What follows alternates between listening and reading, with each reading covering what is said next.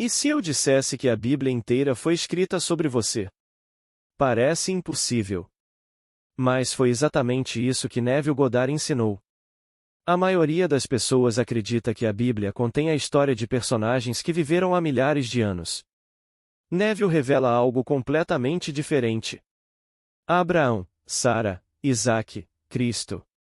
Todos representam você e a jornada da sua própria consciência. Nesta palestra extraordinária, ele explica por que existe uma enorme diferença entre usar a imaginação para transformar sua vida, e experimentar aquilo que chamou de a promessa, o verdadeiro propósito da existência humana. Talvez este seja um dos ensinamentos mais profundos e transformadores que já ocorreu. Permaneça até o final. Porque a última revelação desta palestra pode mudar completamente a maneira como você compreende quem realmente é. O assunto desta noite é a promessa cumprida. Agora, aqui estamos reunidos, e ouso dizer que se eu perguntasse a qualquer um aqui, incluindo a mim mesmo, o palestrante: somos realmente conhecidos no mundo?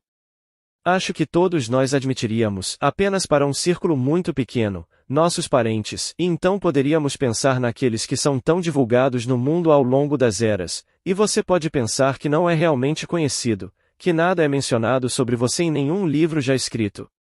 Mas eu quero lhe dizer que o maior livro já escrito é todo sobre você. A Bíblia é sua biografia. É também sua autobiografia, porque você a inspirou. Foi você quem a ditou, e é tudo sobre você, cada palavra nela. Você veio aqui para um propósito, e apenas um propósito, cumpri-lo. Você veio ao mundo para cumprir sua própria profecia. Então, você é muito mais conhecido do que qualquer um neste mundo, pois quando falamos do homem exterior, ele desaparece suas pequenas realizações, mas sua realização é descer ao mundo e conquistá-lo, e realmente se levantar da sepultura e retornar ao ser que você era, apenas aprimorado por sua vitória sobre a morte. Essa é a coisa que você realmente é. Agora, não estou inventando isso. Eu lhe digo o que sei, pois tive a experiência. Não estou sozinho. A Bíblia é minha biografia, pois eu a cumpri. É sua biografia, e se você ainda não a cumpriu, você a cumprirá. Essa é a história da Escritura. Aquele de quem se fala nas Escrituras, ele disse.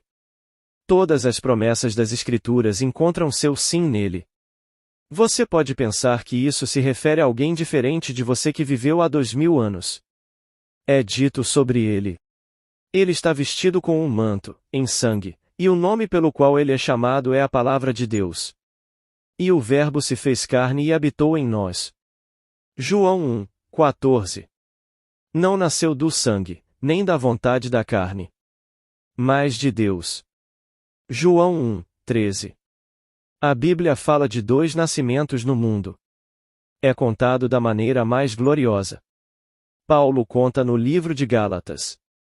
Mas voltaremos à promessa como a encontramos em Gênesis, pois esta é a promessa básica nas Escrituras, uma promessa feita a Abraão. Agora, a palavra Abraão significa o pai das multidões. Ele era velho. Esta é a história, 100 anos de idade, e não tinha herdeiro, embora tivesse um filho, e o filho se chamava Ismael. Foi dito de Ismael que ele era um jumento selvagem, sua mão era contra todos os homens, e a mão de todos os homens contra ele. Mas ele nasceu de uma escrava, Agar, na casa de Sara. Sara era estéril, e ela tinha 90 anos e deixou de existir com ela segundo o costume das mulheres, Gênesis 18:11, tendo 90 anos de idade, e Abraão tinha 100, e não houve descendência dessa união. A palavra Sara significa princesa. E eles oraram ao Senhor por um herdeiro, não um nascido de uma escrava, e o Senhor atendeu sua oração, e disse: Você terá um filho, e o filho será o herdeiro, e você o chamará de Isaque. Isaque significa ele ri. Mas eles riram só de pensar que na idade deles poderiam ter um filho. E então a pergunta foi feita: existe alguma coisa difícil demais para o Senhor? Gênesis 18:14. E Abraão respondeu: não. Abraão acreditava que todas as coisas eram possíveis para Deus. Na hora marcada, a criança nasceu, E eles o chamaram como o anjo disse, chamem-no de Isaque, ele ri. Essa é a história. Agora a história, como nos é explicada no livro de Gálatas, que é considerado o livro mais antigo escrito no Novo Testamento, foi escrito 20 e tantos anos antes do primeiro evangelho, Marcos, e nisso ele conta a história. A promessa foi feita a Abraão e à sua descendência. Não diz, descendências, referindo-se a muitos, mas, referindo-se a um, e à sua descendência, que é Cristo. Gálatas 3, 16. Ele afirma claramente, descendência. A descendência prometida é Cristo, e foi prometida a Abraão. Então ele afirma: isto é uma alegoria. Gálatas 4, 24, enquanto continua a explicar a história do nascimento. Ele disse que Abraão deu à luz um filho. Temos apenas um filho, a descendência, que é Cristo. Ele fala agora de dois filhos, um nascido de Agar, que ele compara a Jerusalém atual, e esse filho foi nascido de baixo, outro filho veio, nascido de uma mulher livre, nascido de cima. A que nasceu da escravidão traz seus filhos para a escravidão e é escravizada com eles, e a que nasceu do alto nasce de nossa mãe, Jerusalém, nasce para a liberdade. E novamente ele afirma que isso é uma alegoria. Tendo experimentado isso, posso lhe contar uma história. Você e eu nascemos de Agar, Ismael, como as vestes da carne. Todas essas vestes de carne e sangue são os filhos de Agar, nascidos na escravidão. Você é escravizado pelos corpos que veste. Dizem-nos as Escrituras. Eles entrarão em uma terra, e serão peregrinos ali. Eles serão escravizados, e serão oprimidos por 400 anos. Então, depois, eles sairão com grandes posses. 400 não são 400 anos como medimos pelo calendário. Estamos falando agora do grande mistério das Escrituras. Cada número tem um significado simbólico. 400 é simplesmente o valor numérico da última letra do alfabeto hebraico.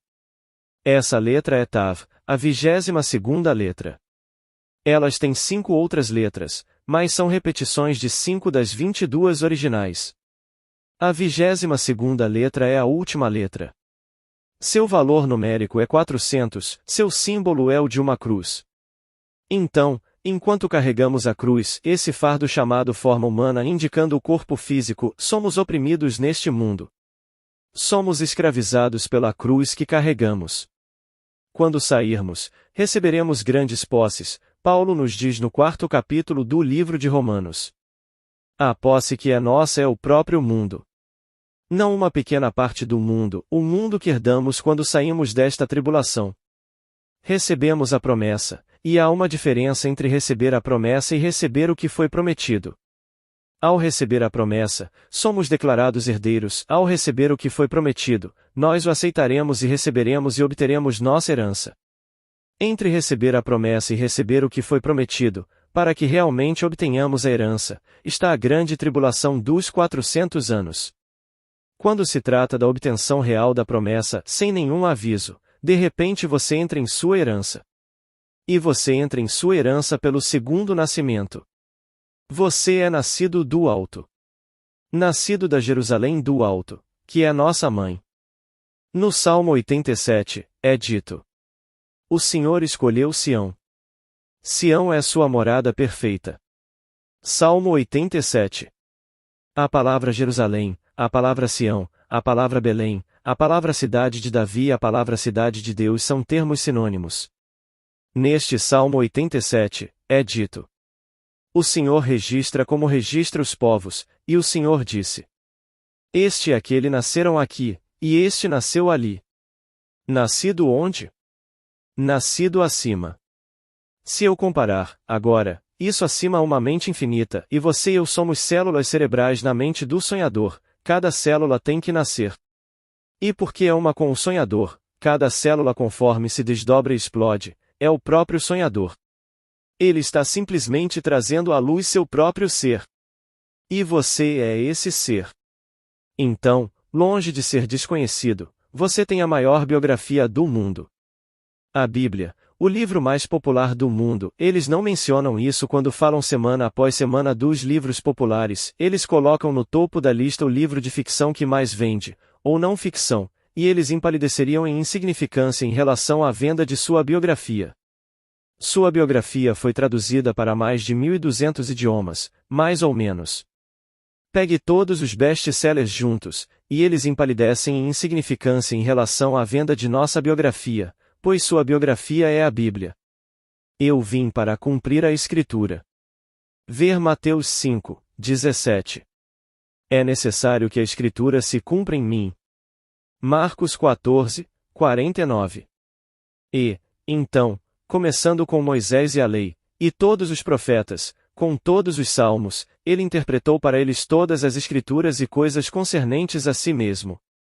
E então ele disse: no rolo do livro está escrito de mim. Hebreus 10, 7. É tudo sobre mim. Eu não tenho outro livro. Então vem o cumprimento da promessa, e a promessa é: você terá um filho, chamado Isaque. É como dizer: dê um nome a ele, ele ri. Bem, eu não posso te dizer a emoção que está reservada para você quando essa criança aparecer, apesar da sua idade, apesar da sua aparente esterilidade, de repente a criança aparece. Outros a encontram. Você a segura em seus braços, e no humor mais cativante que te possui, você olha para o rosto dessa criança maravilhosa e diz: como está meu querido?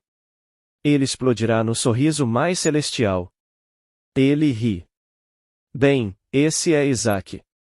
Então você saberá quem Abraão realmente é. Ele é o filho de Abraão em sua velhice. Eu tinha apenas 50 anos quando aconteceu, e ainda poderia ter gerado um filho, mas eu estava passando pelas tribulações por milhares de anos. Cheguei ao fim da jornada, e a jornada leva milhares de anos, por implicação, 6.000 anos, se você ler as Escrituras cuidadosamente. Pois Pedro disse quando lhe perguntaram: onde está a promessa da sua vinda? Porque desde que os pais dormiram, todas as coisas permanecem como desde o princípio do mundo. 2 Pedro 3, 4. E então Pedro respondeu que essas maravilhas virão, mas eles não sabem que um dia do Senhor é igual a 1.000 anos. 1.000 anos aqui são apenas um dia do Senhor. 2 Pedro 3, 8. Então, façamos o homem. Gênesis 1, 26, em que dia? Oh, o sexto dia. Então, 6.000 anos vocês têm viajado. Vocês realmente desceram e anexaram esses corpos chamados homens. Vocês nunca foram esses corpos. Essas são vestimentas que você veste, e você é escravizado pela vestimenta que você veste. No entanto, somente quando você entra nessas vestimentas e as penetra e anexa os cérebros dessas vestimentas, você pode entrar neste mundo da morte. E ao entrar neste mundo da morte, você experimenta a morte, ou você não poderia ter morrido. Você é imortal, você era imortal, e você retorna à sua imortalidade. Você não pode morrer. Embora pareça que você vai morrer, eu lhe asseguro que você não pode morrer. Meu pai e minha mãe estão tão vivos para mim hoje quanto estavam antes de partirem deste mundo. Meu irmão Lawrence, que participou do meu drama da descoberta da criança, partiu há 4 anos, ele está tão vivo para mim, só que ele é jovem. Ele tinha 62 anos quando partiu. Quando eu conheço Lawrence agora, ele é jovem. E estranhamente, toda a inteligência do meu irmão, ele era médico, nada se perdeu. Mas ele é jovem agora, na casa dos 20 anos. Ele sabe o que aconteceu, e eu profetizei com ele. Lawrence, você será o próximo membro da nossa pequena família a ter essa experiência, porque você o encontrou. Meus outros 2 irmãos riram quando você disse: é o bebê de Neville, e você o encontrou naquele drama. Você fez o papel de Simon. Ó Deus, deixa-me partir segundo a tua palavra, pois os meus olhos já viram a tua salvação. Lucas 2, 30. E agora você tem direito ao desenvolvimento que está dentro de você. Todos no mundo inteiro terão isso. Ninguém falhará. Não me importa o que você já fez neste mundo. Não me importa o que você está planejando fazer, pode ser o ato mais desagradável do mundo, você é meu irmão antes que o mundo existisse. Efésios 1, 4. Você era o filho de Deus antes que o mundo existisse. E você foi chamado de seu filho e lhe disseram que você viria a este mundo e morreria, o quê? Como homens. Salmo 82, 7. Se você morre como homens, então não teria tido nenhum significado se você fosse um homem quando você foi abordado. Obviamente, se eu sou um homem, e os homens morrem, por que me dizem que eu morrerei como um homem se eu for um homem quando você se dirige a mim? Mas eu não era um homem e você não era um homem.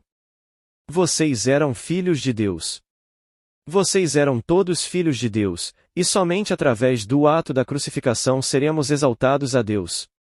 Através da crucificação, os filhos se tornam o Pai. Se eu não fosse crucificado no homem, o homem indicando o corpo físico com os braços estendidos é uma cruz, eu não poderia ser elevado à exaltação do Pai. E porque no final só há Deus Pai, todos têm que ser elevados a Deus Pai. Então, a promessa já atingiu seu clímax, mas está acontecendo. Se eu pudesse apenas passar essa ideia para todo o vasto mundo que ouviria. Pense em um drama que está realmente acontecendo escrito no modo passivo imperativo, um comando para ser feito de forma absoluta e contínua, sem nenhuma referência à completude ou incompletude. E está acontecendo. A cortina não desce sobre ele. Está sempre acontecendo, sem nenhuma referência à sua posição no tempo, seja 1971 ou o ano 1, ou o ano 3000. Está sempre acontecendo. Não há referência à posição no tempo, nenhuma referência à sua duração ou repetição. Então, em 1959 o drama se repetiu. Onde? Em mim. Que drama? Aquele registrado nas escrituras no século I, quantas vezes aconteceu? Só posso acreditar que deve ter acontecido inúmeras vezes naquele intervalo, porque há bilhões de nós para despertar, e não consigo conceber por um momento que haja longos intervalos entre os tempos para todos despertarem. Mas nem todo mundo conta a história. O único que a conta é aquele que é chamado e então enviado. Ele é enviado com um propósito: tirar as cracas da história maravilhosa. A religião organizada simplesmente está encalhada, na verdade. Está encalhada na forma e nos interesses adquiridos. Eles têm tanto para cuidar no mundo de César que não há tempo para contar a história. Então, de vez em quando ele chama alguém que está prestes a ter a experiência. Você agora será enviado ao mundo para contá-la. E todos que são chamados têm o mesmo senso de não culpa, um senso de inadequação. Moisés disse: tenho um impedimento de fala. Não consigo contá-lo, não consigo falar. Ele disse: eu te enviei. Ele não se ofereceu, ele foi convocado. Quando Paulo foi chamado, Paulo disse: tenho um espinho no meu lado. Ele era inadequado. Ele não se sentia qualificado para contar. E ele disse: minha graça te basta. Quando fui chamado e enviado, ninguém poderia ter se sentido mais inadequado do que o orador. Eu não tinha educação formal. Eu não tinha histórico, social, intelectual, financeiro ou qualquer coisa dessa natureza. O que quer que eu tenha hoje, é bem atual. Minha família fez isso nesta geração. O que eles me deram é agora, não há histórico de riqueza, e certamente nenhum histórico que seja social, proeminente nenhum histórico intelectual. Então, eu me senti inadequado. Como diabos eu poderia encarar uma audiência? Mas eu não sabia que ele estava vindo, que ele revelaria em mim o que os sábios estudiosos do mundo não vivenciaram. Quando você encara os sábios estudiosos do mundo, eles estão teorizando, mas você está falando por experiência. Então, você não está nem no mesmo nível. Você não faz nenhum pedido de desculpas porque eles não estão no mesmo nível. Eles estão especulando, e você não está especulando. Você conta exatamente como essa coisa aconteceu em você, e como deve acontecer com eles. Então, você não está dando nenhuma desculpa agora para si mesmo, pois ninguém poderia ter previsto que isso aconteceria em mim para me dar coragem para falar, para me dar aquele sentimento de adequação quando interiormente eu me sentia tão inadequado. Então, eu te digo, você tem a melhor biografia do mundo. A Bíblia é seu livro. É tudo sobre você do começo ao fim. Você é o Jesus Cristo das Escrituras. Você é o Senhor Deus Jeová das Escrituras. E todos esses personagens das Escrituras são fases do seu ser. Abraão, isso representa um estado. Todos esses personagens, os discípulos, todos eles são apenas aspectos do seu próprio ser maravilhoso. Você é o Senhor Jesus Cristo. Então, ele fala apenas de dois, o Pai e seu Filho. Jesus é o Pai. Seu Filho é Cristo, e Cristo é Davi. Davi é a soma total da humanidade. Se você pegar todos os seres do mundo, todas as suas experiências, e então fundir tudo em um grande todo, aquele tempo concentrado que representa a história da humanidade, personifique-o agora. Ele sai como Davi, e esse é seu filho. Esse é Davi, pois Davi te chamará de pai. E então você sabe quem você é. Você é Deus Pai. Mesmo que você ainda seja um homenzinho, fraco com todas as limitações da carne, você ainda tem que representar a fraqueza do homem até o fim quando você o tira o corpo. No meu caso, quando essa coisa corpo cai, hoje à noite, amanhã à noite ou qualquer outra noite, quando cai, eu termino o drama. Posso dizer com Paulo: combati o bom combate, terminei a corrida, guardei a fé. Desde agora, a coroa da justiça me está reservada. 2 Timóteo 4 versículo 7, 8. A coisa toda acabou. Tudo o que posso fazer de agora em diante é contá-la. Conto-a esta noite com força porque não tenho nenhuma premonição sobre isso, mas estou falando com você esta noite como se fosse a última vez que me dirigirei a você. Não tenho planos para o meu futuro. Não fiz planos para o outono em Los Angeles este ano, não estou fazendo isso aqui este ano. Estou falando com vocês esta noite como se fosse a última vez que me dirigiria a vocês. Não tenho compromisso algum além desta noite. Vou embora amanhã de manhã, estou voltando para Los Angeles para minha esposa e filha, e é isso. Então, eu poderia estar falando com vocês pela última vez, não sei. Só sei que terminei o trabalho. Eu fiz tudo o que as Escrituras predisseram que o homem deveria fazer. Eu completei a obra que me deste para fazer. Restitui-me a glória que era minha, a glória que eu tinha contigo antes que o mundo existisse. João 17 versículo 4, 5. Pois eu era um com Deus Pai, e Ele me separou, assim como Ele separou você, para propósitos seus, e Ele realmente nos implantou Sua palavra neste estoque chamado humanidade, para que possamos nos tornar como Ele é. Pois, enquanto somos parte daquela maravilhosa árvore eterna, nós participamos da natureza da árvore, sim. Nossa substância foi suprida pelas árvores, não tínhamos vida em nós mesmos. Éramos parte da vida daquela árvore. Pelo desapego e incorporação no estoque chamado humanidade, nós, o broto enxertado, agora produzimos o fruto da árvore mãe da qual fomos tirados. E agora nós produzimos tudo daquela árvore mãe. Bem, ele era um pai, eu tenho que gerar a paternidade. Para gerar a paternidade, devo gerar um filho, porque ele era um pai de um filho. O mesmo filho deve sair quando eu começar a dar o fruto. Eu dei o fruto. Eu dei à luz Davi, e Davi me revelou a mim mesmo como Deus Pai. E agora ele está vindo ao meu mundo dia após dia, escrevendo-me as cartas, dizendo-me em visões que eles me viram como o ser que eu sei que sou. Então, tem que acontecer exatamente como nos é dito nas Escrituras.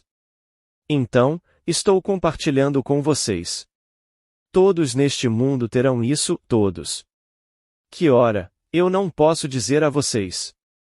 Aquele dia ninguém sabe, exceto o Pai. O Pai em vocês sabe a hora e o dia, mas ninguém mais sabe. Eu lhes digo, quando isso acontece, acontece como um ladrão na noite, inesperadamente. Vem com uma rapidez tão chocante. Então, de repente, você é o ser. E que espanto! Que sensação de que você tem uma memória, lembrando das fraquezas do seu passado, você sabe as coisas que fez, coisas das quais tem vergonha. Que homem que anda nesta terra não tem vergonha das coisas que fez? Talvez ele não tenha tido coragem de fazê-las, mas as fez em seus pensamentos. Ele desejou ter coragem. Talvez ele não tivesse coragem, mas ainda assim ele entretinha tais pensamentos. E apesar dessas fraquezas, Deus irrompe dentro de você, e a história de Deus se torna a sua história. Aqui está um clima misto, você sabe que é incapaz de fazer essas coisas gloriosas, e ainda assim essas coisas gloriosas escritas em sua biografia você está realmente vivenciando agora, pois você sabe que a história da Bíblia é a sua história. Então, eu lhe digo, ninguém jamais andou na face desta terra cuja história esteja escrita no mundo de César que esteja perto de sua biografia. Não me importa quem ele seja. Admiro o grande Lincoln. Tenho sua biografia de muitos que escreveram a história de Lincoln. Ele desaparece na insignificância quando você a compara à sua biografia, pois sua biografia é a Bíblia. Você pode obter uma biografia maior no mundo do que essa? É tudo sobre você, escrito no Salmo 40. Leia no Salmo 40. Salmo 40, 7. Tudo o que é dito naquele livro é sobre mim. E quando você ouve, não consegue conter seu entusiasmo. Você conta para toda a congregação e conta para o mundo, especialmente quando isso se desenrola dentro de você.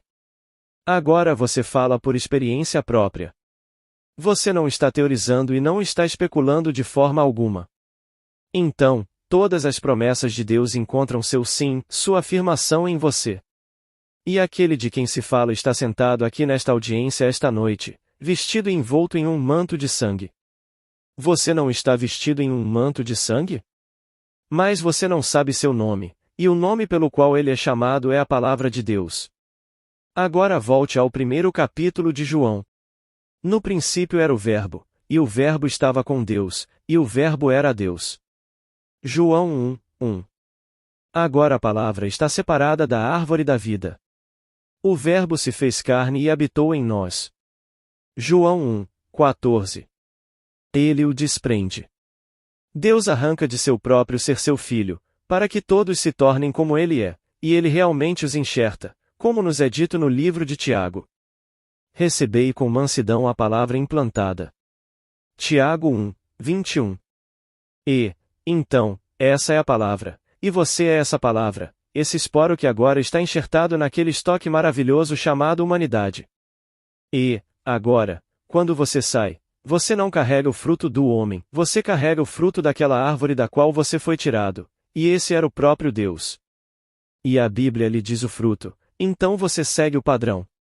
Quando você for para casa, se não hoje à noite, em um futuro não muito distante, pegue o livro de Hebreus. Cada capítulo cita o Antigo Testamento. Inúmeros versículos ao longo do livro citam o Antigo Testamento. Nenhum outro livro é citado, apenas a Bíblia, e essa Bíblia é o Antigo Testamento. Ela estabelece o padrão para você, o padrão mais maravilhoso do começo ao fim. Você verá, começando pelo próprio começo. Deus, antigamente, falou muitas e muitas vezes aos nossos pais, pelos profetas, mas nestes últimos dias falou-nos pelo Filho. Hebreus 1 versículo 1, 2. Então ele diz a você quem é esse Filho. E a primeira citação que ele faz depois disso, de quem ele disse, e ele cita aquele segundo salmo. Tu és meu filho, eu hoje te gerei. Hebreus 1, 5. Lá ele está citando as palavras mencionadas por Davi. Então ele continua, e você recebe isso com fé. Então ele pega todo o capítulo 11, que é um hino em louvor à fé, e avança para o capítulo 12, e mostra a você esses personagens que não a receberam, mas ainda assim são sustentados pela fé da promessa, e eles estão avançando até aquele momento no tempo em que a coisa toda se desenrola dentro deles. Ele nomeia todos esses personagens maravilhosos nas Escrituras que a tiveram, que a aceitaram pela fé, mas não pelas obras, porque as obras não podem produzi-la. Ou você a rejeita, ou você acredita nela. Se você aceitar, então ele será enxertado, e esse esporo maravilhoso será enxertado pela sua aceitação somente pela fé. Então, Vai e conte a eles, e continue contando a mesma história de novo e de novo e de novo. Então ela será enxertada, e a coisa toda se desdobrará dentro de você. Não posso te dizer nada mais maravilhoso do que te dizer quem você é. Você pode pensar que é o Sr. Brown ou a Sra. Smith, e isso é adorável. Você é importante em sua própria comunidade no mundo de César. Mas isso desaparece em nada comparado ao ser que você realmente é. Você pode não ter um centavo hoje à noite, mas se você realmente acredita no que estou lhe dizendo, você é muito mais rico por sua herança. No capítulo 4, o versículo 13 de Romanos diz que você herdará o mundo. Essa é a promessa. Não é apenas uma pequena herança, você herda o mundo inteiro. Bem, a palavra traduzida como mundo não significa apenas a terra, significa eternidade. A mesma palavra traduzida como mundo no Antigo Testamento é usada para traduzir eternidade. A palavra é Olon. Ele coloca Olon na mente do homem, mas para que o homem não possa descobrir o que ele fez desde o princípio até o fim. Eclesiastes 3, 11. No final, ele entra em sua herança, que é o universo. Ele possui tudo, ele possui a eternidade. Então, esse é o ser glorioso que você realmente é, e ninguém pode pintá-lo na terra. Você não pode pintar o ser que você é. Eu poderia começar, e como eu falharia seria miserável, a lhe dizer o quão glorioso você realmente é. Tentar descrever a glória do seu corpo, e é um corpo. Posso lhe dizer, isso não é uma fábula, é um corpo vivo. Vivo que é tão completamente certo, é perfeito. Você não pode melhorar a perfeição. Como seu Pai no céu é perfeito, você deve ser perfeito, e vestido com esse corpo onde quer que você vá, ele é perfeito, e você não levanta um dedo para torná-lo assim. Não há esforço de sua parte. Você não faz nada. Tudo se transforma diante de você, e tudo é perfeito, tudo sobrenaturalmente belo. Esse é o ser que você é. E você se detém nele. Quando for dormir à noite, se detenha nele, se detenha no que você realmente é, em comparação com o que seu saldo bancário lhe diz. Não é isso que você é. Você está destinado a herdar o mundo, mas há um intervalo entre receber a promessa da herança e então realmente entrar em posse dela. Quando você recebe a promessa, e todos nós recebemos a promessa, fomos declarados herdeiros. Quando realmente obtemos a promessa, recebemos nossa herança, e essa é a diferença entre Cristo em nós e nós em Cristo. Cristo em nós é o dom universal de Deus. Significa seu Filho enterrado em todos, portanto, filhos. Agora, nós em Cristo é quando o indivíduo sai, e o indivíduo é incorporado ao único corpo, como lhe foi dito no 4º capítulo de Efésios. Um corpo. Um espírito. Uma esperança. Um Senhor. Uma fé, um batismo, um Deus e Pai de todos, que é sobre todos, por todos e em todos. Efésios 4 versículo 4, 6. Se Ele está acima de tudo, Ele é transcendente. Se Ele está através de tudo, Ele é onipresente. E se Ele está em tudo, Ele é imanente. Não posso virar para nenhum lugar para tocá-lo, porque Ele é imanente, Ele está em tudo. Se Ele está através de tudo, Ele é onipresente, portanto Ele está presente, e Ele nunca está tão distante a ponto de estar perto, pois proximidade implicaria separação. Ele não é separado. Ele não é apenas transcendente, Ele é onipresente e Ele é imanente, e Ele é o ser que você está destinado a ser. Apesar do fato de você ter um corpo, você ainda é onipresente. Você não pode descrevê-lo em termos tridimensionais, você não pode descrevê-lo no mundo de César, mas esse é o ser que você é. E onde quer que você esteja, você é perfeito, e o mundo é perfeito. Então, posso dizer-vos por experiência própria que a promessa feita no princípio dos tempos, antes de começarmos a viagem, e se alerem com atenção, irão lê-la com estas palavras. E um sono profundo caiu sobre Abraão, e ele dormiu. Uma escuridão desceu sobre a terra, e um sono profundo caiu sobre ele e ele dormiu, e enquanto ele dormia, então o Senhor falou, e deu aquele prenúncio, seus descendentes irão para uma terra estranha, uma terra que não é deles, e eles serão escravizados, e eles serão oprimidos por 400 anos. Depois eles sairão com grande herança. E então vem a declaração da promessa da criança. Como saberei? Ele vai rir. E não consigo descrever o riso da criança, assim como não consigo descrever a beleza de Davi. Sei que grandes escultores tentaram o melhor que puderam para pintar e esculpir Davi. Eles não conseguem, ele é lindo demais. Você não consegue descrever a beleza, que é a essência das experiências de ser homem. Tudo sai como um ser, um jovem, um eterno jovem. Ele não é um velho. A eternidade é juventude, mas o homem o pinta como um velho, velho homem, e ainda assim a eternidade é eterna juventude, e é Davi. E esse é o resultado da sua opressão no mundo de César.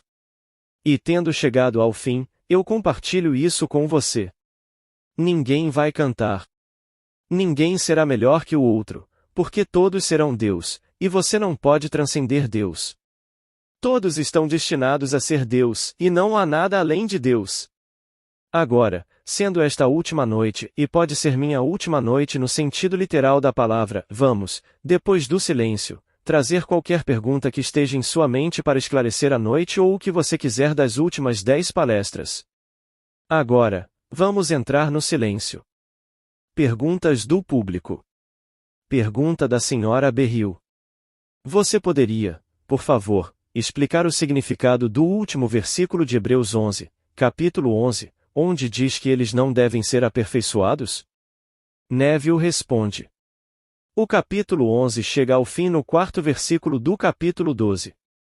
Ele começa, como você sabe, com uma definição de fé, e então começa a levar Enos e os personagens até o fim que ainda não tinham recebido a promessa.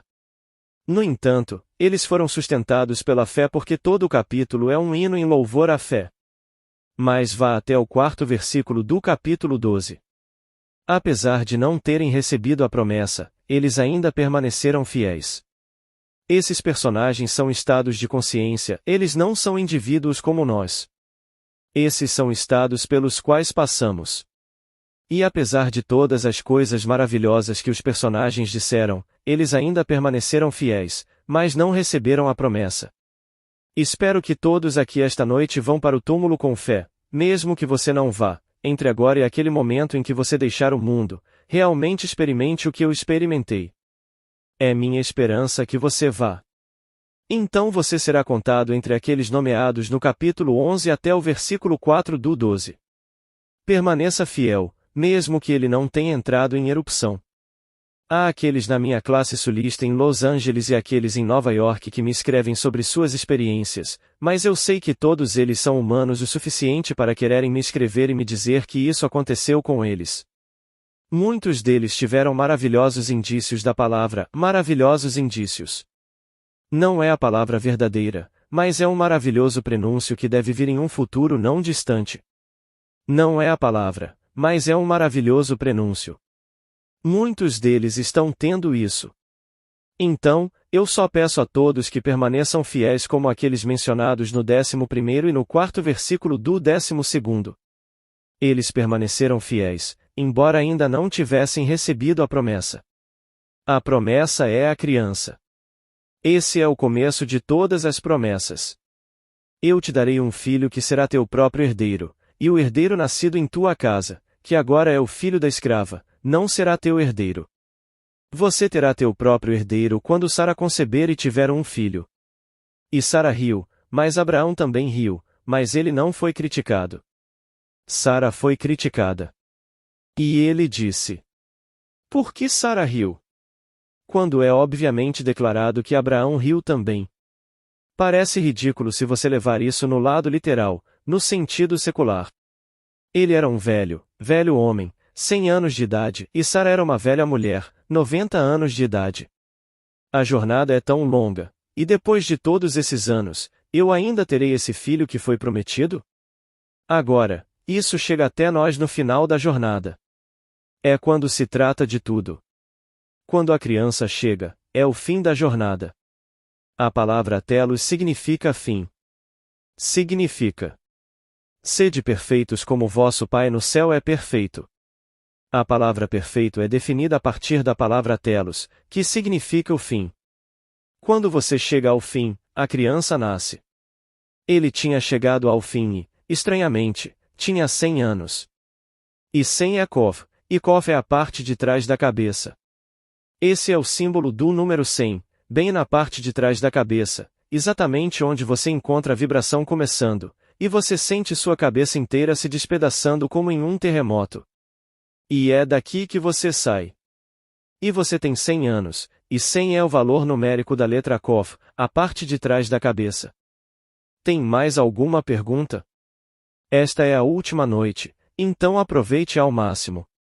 Pergunta: existe alguma maneira de acelerar o processo, digamos, por meio de boas obras? Neville: não, senhor. Somos avisados nas Escrituras, não é por boas obras, é pela fé. Como nos é dito em Gálatas, capítulo 3. Ó insensatos Gálatas! Quem vos fascinou a vós, ante cujos olhos Jesus Cristo foi retratado como crucificado? Permitam-me perguntar-vos somente isto: recebestes o Espírito pelas obras da lei, ou pela pregação da fé? Sois assim tão insensatos? Tendo começado pelo Espírito, agora terminais pela carne? Gálatas 1 versículo 1, 3. Então, eles se voltaram para o Jesus físico, e isso foi retratado como se você fosse a uma peça. Eu posso ir a uma peça hoje à noite, e o mesmo ator que é morto no palco hoje à noite, muito suco de tomate está escorrendo por todo o seu colete como sangue. Eu posso voltar amanhã à noite e ver o mesmo ator ser morto novamente, e na noite seguinte até que a cortina caia. Então, foi um retrato.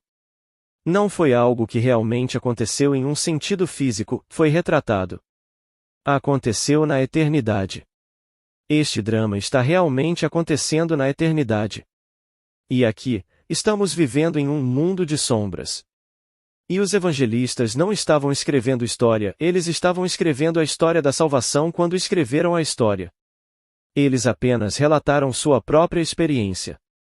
Você não pode apressar isso, e posso lhe dizer, não tente. Seja gentil, seja amoroso, gentil. Seja todas as coisas adoráveis deste mundo. Você achará muito mais fácil ser gentil, muito mais fácil. Se as pessoas apenas percebessem o quanto é mais fácil ser, bem, civilizado. Quando você entra em um restaurante, por que você deve ser incivilizado porque ele ou ela o atende? Vocês são as mesmas pessoas. Então eles estão desempenhando o papel de um garçom. Bem, o que há de errado nisso? Por que eles, porque estão desempenhando o papel de um garçom, devem ser tratados como inferiores? Respeite-os, eles respeitam você. E, então, todo o vasto mundo, apenas seja gentil. Se você estiver em dúvida, faça a coisa amorosa, e você fez a coisa certa. Mas quanto a apressar essa coisa, posso lhe dizer por experiência própria, quando fui dormir nesta cidade em 1959, na noite de 19 de julho, eu não tinha a menor ideia da alfabetização da promessa das Escrituras. Eu só conhecia a lei. Bem, eu ensinei a lei desde o dia 2 de fevereiro, aniversário da minha esposa, 1933. Eu a ensinei porque eu a tinha experimentado. Eu tentei e funcionou. Descobri que se eu assumisse um estado e permanecesse fiel a essa suposição, bem, isso funcionaria. Isso se cristalizaria em fato. Bem, eu estava tão animado que funcionou, comecei a ensinar. Eu não tinha a menor ideia dessa glória da promessa. Aconteceu comigo de repente, bem nesta cidade, há 12 anos, no último dia 20 de julho, e eu certamente não trabalhei para isso, porque eu não sabia. Veio como um tiro do nada. Então, toda a meditação do mundo não vai produzir isso. Todas as dietas do mundo não vão produzir isso. Todas as coisas que você faz não vão produzir isso, porque foi prometido por Deus, e não depende de nada que alguém possa fazer. O homem é o poder operante. Quando se trata da lei, ele tem que operar a lei, mas quando se trata da promessa de Deus, isso se tornará realidade, quer você acredite ou não. Stalin pode ser o maior ateu do mundo, ainda assim, isso vai se provar nele. Mas a lei, nós somos o poder operante. Temos que operar a lei. Mas quando se trata da promessa de Deus, Deus fez a promessa, e não havia ninguém com quem ele pudesse concordar quando jurou, então ele jurou por si mesmo, como nos é dito em Gênesis 15h18. Não encontrando igual, ele não tem igual. Então quando ele chegou ao ponto de jurar este testemunho, esta aliança, não encontrando ninguém, ele jurou por si mesmo. E, então, essa é a promessa de Deus para si mesmo. E Deus é fiel. Ao contrário do homem que se desvia e muda seus amores, Deus não muda seu amor. Leia no Salmo 136. Há 26 versos, e cada verso termina com: Teu amor fiel dura para sempre. Teu amor firme dura para sempre. Salmo 136, última linha de cada verso. 26 vezes essa linha é repetida. E Shakespeare disse isso tão lindamente em seu 116º soneto. O amor não é amor que se altera quando encontra alteração. Agora, todos nós somos culpados dessa violação. As coisas mudam em nosso mundo, e nós modificamos o que chamamos de nosso amor. Eles envelhecem diante de nossos olhos, quando nós que nos apaixonamos por sua juventude e os amamos profundamente, e então porque eles envelhecem diante de nossos olhos como nós diante dos olhos deles, nós modificamos o que chamamos de nosso amor. Isso não é amor. Porque o amor não é amor que se altera quando encontra alteração. Então, Deus nunca muda. Seu amor constante dura para sempre. Leia no 116º soneto de Shakespeare. Ele era um homem muito, muito capaz.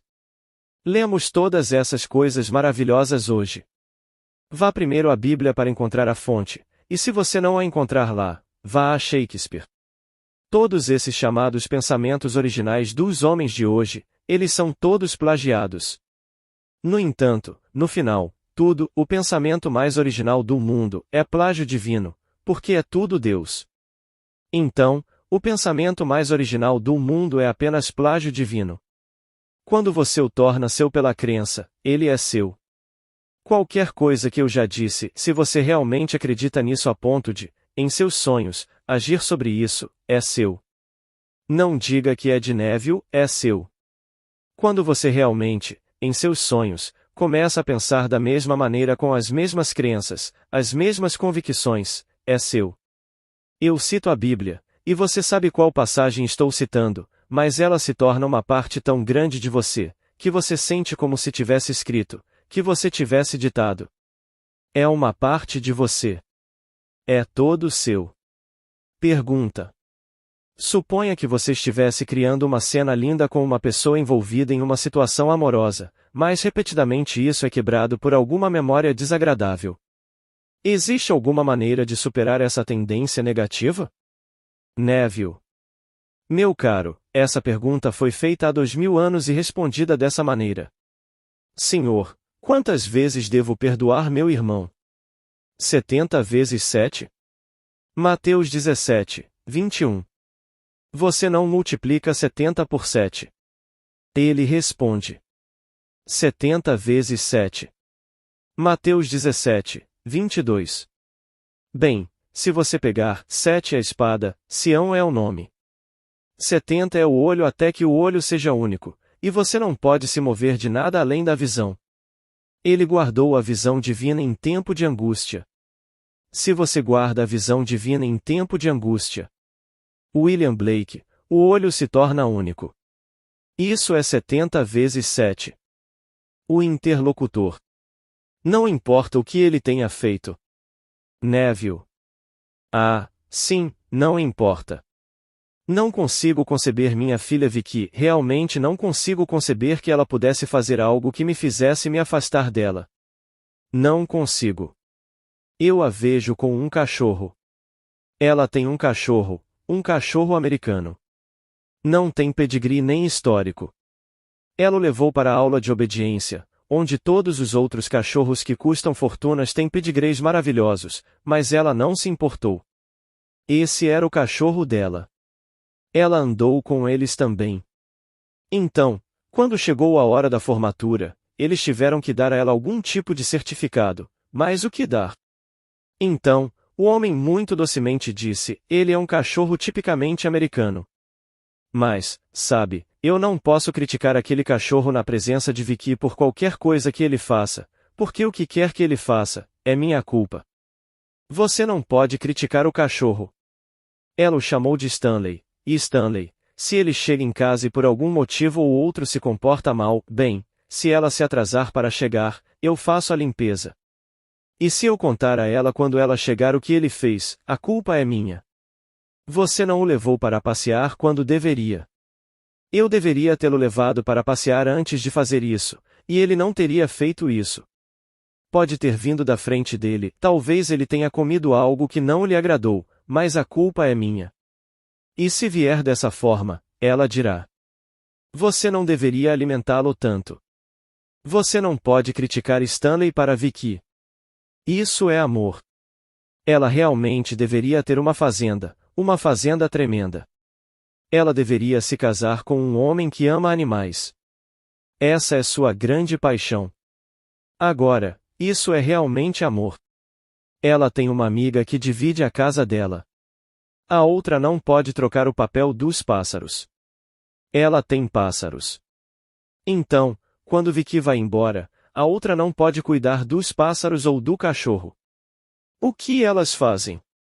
Elas os trazem para minha casa. Eu tenho que pegar os passarinhos e trocar o papel e dar água e comida para eles, e então, é claro, eu tenho Stanley comigo. E eu moro em uma casa onde meu contrato diz, sem cachorros. Mas isso não a afeta em nada. É isso que eu quero dizer com amor. Quando amamos alguém, como você ama uma criança se você tem uma filha ou um filho, quando você sabe que eles fizeram algo que, bem, você não tem orgulho disso, por outro lado, você os ama, e isso é tudo que importa. Que ninguém os critique. Você pode dizer algo com ternura, mas você não quer que nenhuma terceira pessoa passe nenhuma opinião.